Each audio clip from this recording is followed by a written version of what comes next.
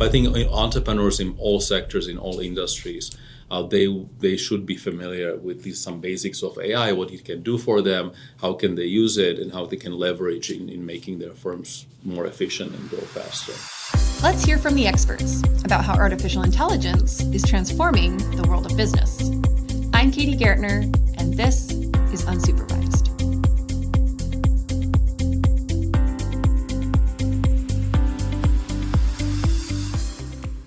Hey, Business Badgers. Today, I'm sitting with Martin Ganco, an entrepreneurship professor here at the Wisconsin School of Business. Martin is also the academic director of the Weinert Center for Entrepreneurship here. He earned his PhD from the University of Illinois Urbana-Champaign in Business Administration and Strategic Management.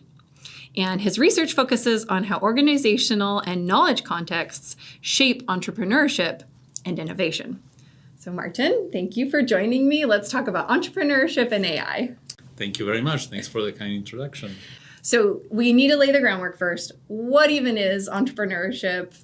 Why is it a major at the business school?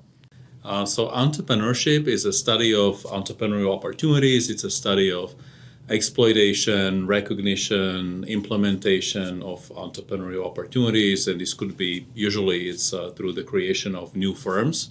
But sometimes it can be also within existing organizations. So for instance, large organizations are sometimes interested in developing new products or new services or new units within their organizations, and sometimes those entrepreneurial skills are relevant there as well. And why it's a program in a business school is because it's valued. It's a valued skill in new companies and in existing companies. It's a driver of growth. So economic growth is driven by entrepreneurship to a great extent, and by innovation as well. And it's also interest in entrepreneurship is growing.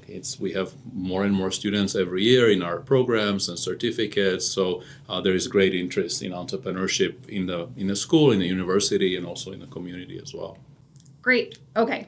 Now that we know what it is, how is AI being used in entrepreneurship? So AI, it's an interesting question, and right now, AI is just in sort of nascent stages in the context of entrepreneurship. And I would say there are two big areas in how AI is being used in entrepreneurship. One area is helping to maybe recognize and discover new trend and new market gaps. So it's this interaction between the founders and the AI helps to maybe discover new opportunities. And there's also some research on, and I'll talk more about that, on how AI may help in generating new ideas and sort of figuring out new products or new services. And maybe the second area is AI is helping entrepreneurs to be more efficient. So there is a way of automating certain activities and certain processes within the firm, so that it helps firms to be more efficient and grow faster. So I would say these are the two big areas right now. That's exciting. So what are some of the most transformative AI developments that you've observed in entrepreneurship recently that you're really excited about? Mm-hmm. So there's quite a bit of research coming out, and I think for me the most exciting area is how humans and AI interact. Mm-hmm. And for instance, one of the recent papers has discovered that if we are relying only on human founders, then the ideas are very novel and very creative, but many times the ideas cannot be implemented very easily. So when AI is collaborating with founders, then there is sort of this reality check that can come very early. So there is more of a feedback, and people are coming up with ideas which are higher quality and then can be commercialized. They're sort of more viable. So they're still creative, but at the same time, they can be more viable. There's also some research on how AI helps to prioritize certain sort of ideas or projects or tests. So it helps in entrepreneurship. We sometimes talk about like A/B testing and various ways of how the hypothesis about what customers really want needs to be validated, and AI is helping to prioritize and figure out what are the better tests that need to be run with the customers and so on. So it's I think more limited to specific tasks, because obviously we do not have a general AI at this stage, and we may never have that. But it's in certain specific tasks it's being very used, and I think the use of AI will be growing in those areas. Okay. All right. So can you share with me some examples, maybe some specific examples of how AI is changing the way companies and entrepreneurs compete and how this is disrupting traditional business models?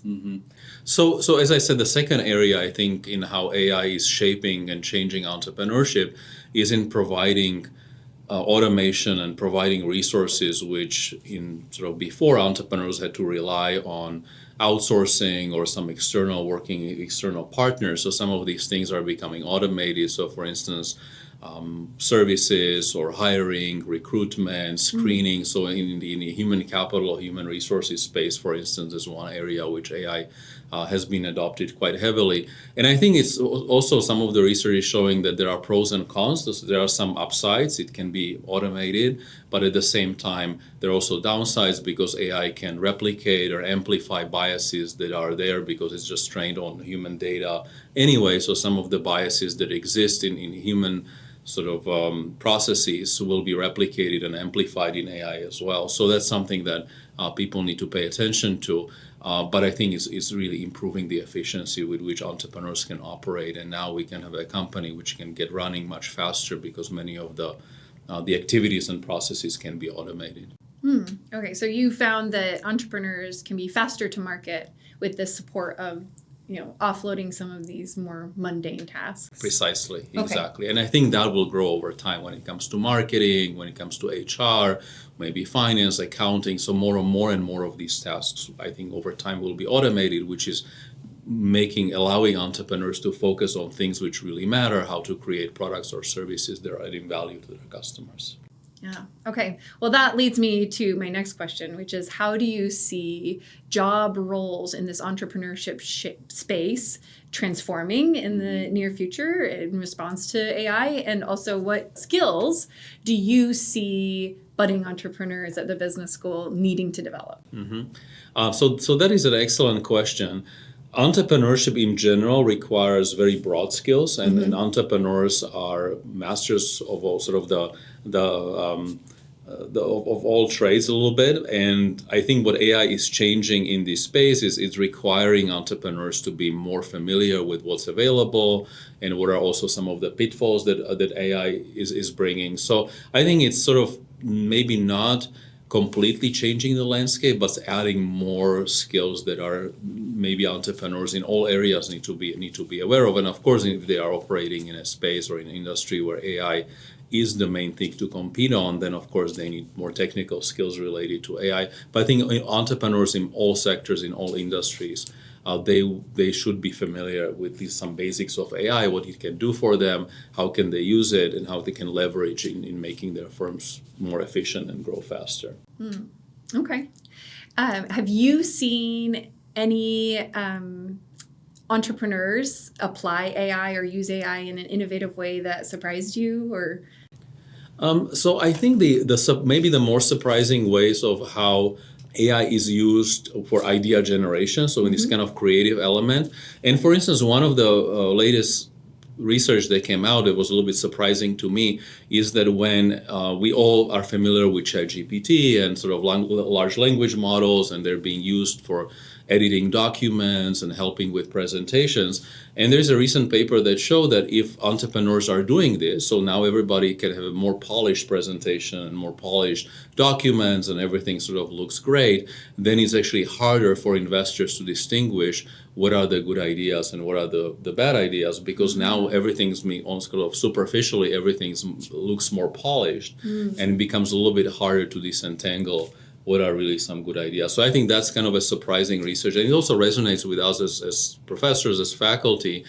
If students are using large language models for their papers, now it's becoming much harder to grade. And, of course, that's why we have to think about ways of discouraging that or figuring out ways of evaluating that would not involve these, not allow or somehow figure out that they would not be using these large language models, because it's harder then to tell who is doing a quality job. And it's the same for entrepreneurs. If everybody has a polished presentation, it's becoming a little bit harder to figure out. So interesting. So that polish was a signal to investors that this entrepreneur had things together, so to speak, and was ready to run a business, but now it's Exactly. So it could be, sometimes it's a lot of uncertainty, and maybe not all investors have very familiar knowledge of the focal space, especially as some of the investments are moving online and you have all the crowdfunding and all of these things.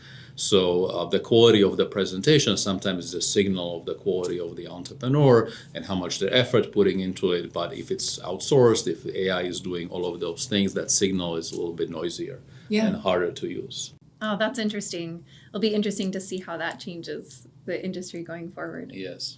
Okay. Is there anything else you'd like our students to know about AI and entrepreneurship before we wrap up with a fun question? Yes. So it's a very exciting area, and we are very interested in students who are doing research or doing work or starting companies in that space. So I would just like to encourage everyone that this is a brave new world, and it's very exciting to do work in AI space, in entrepreneurship. And it's just the future will tell how successful many of these businesses will be. But I think the future is bright. I agree. That's very exciting. All right, so we're going to wrap up with a fun question.